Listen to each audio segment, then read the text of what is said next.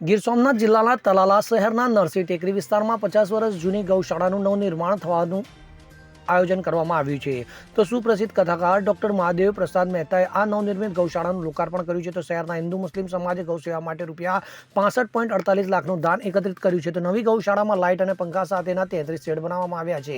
પીવાના પાણી માટે 2 અવેડા અને ઘાસચારા માટે આધુનિક ગોડાઉનની સુવિધા પણ ઊભી કરવામાં આવી છે. તો 30,000 ચોરસ ફૂટથી વધુ વિસ્તારમાં પરિક્રમા માર્ગ સાથે તમામ આધુનિક સુવિધા ઉપલબ્ધ કરવામાં આવી છે. તો હાલમાં 200 ગાયો આ ગૌશાળામાં રહે છે. ભવિષ્યમાં વધુ ગાયોને આશ્રય આપવાની યોજના છે. તો આ કાર્યક્રમમાં ડોક્ટર મહેતાએ શહેરના લોકોને ગૌસેવાની પ્રશંસા કરી અને શહેરને વિકાસ યાત્રા માટે આશીર્વાદ આપ્યા હતા. તો આગામી સમયમાં 100 વર્ષ જૂના રામજી મંદિર અને હનુમાન મંદિરનો જીર્ણોદ્ધાર કરવામાં આવશે હોવાનું જણાવવામાં આવ્યું છે. તો વધુમાં રેડક્રોસ સોસાયટી માટે હોલ અને માનસ સત્સંગ ભવનમાં કોમ્યુનિટી હોલ તથા યોગા કેન્દ્રનું રૂપિયા 4 કરોડના ખર્ચે નિર્માણ થશે. તો આ કાર્યક્રમમાં 2500થી વધુ હિન્દુ મુસ્લિમ ભાવિકોએ એકસાથે પ્રસાદ લીધો હતો. તો લેઉવા પટેલ સમાજ યુવકના મંડળના પ્રમુખ ભૂપતભાઈ ઈપરાએ સ્વાગત પ્રવચન કર્યું અને ગૌશાળાના મુખ્ય સંચાલક લાલાભાઈ સિંગાળાએ આભાર વિધિ વ્યક્ત કરી હતી. Bureau report CN24 news. હવે જુઓ દેશ દુનિયાની તમામ ખબરો તમારી આંગળીના ટેરવે.